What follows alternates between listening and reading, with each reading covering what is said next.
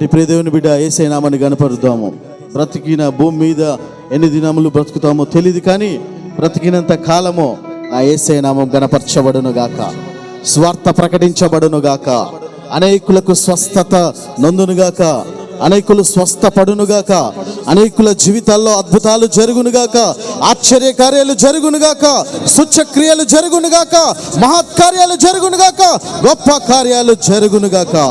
నా యేసయ్య నిన్న నేడు నిరంతరము సజీవంగా ఉన్న దేవుడు, ఆ యూదుల రాజు, రాజులకు రాజు, ప్రభువులకు ప్రభు, ఆ పరిశుద్ధాత్మ దేవుడు, ఆ యూదా గోత్రపు సింహము నిత్యము స్తుతింపబడును గాక, ఆయన నామము గణపరచబడును గాక, ఆయన వాక్యము ప్రకటించబడును గాక, అన్య జనులు మారు మనసు నొందును గాక, నూతన ఆత్మలో నా యేసయ్య సన్నిధికి నడిపించబడును గాక.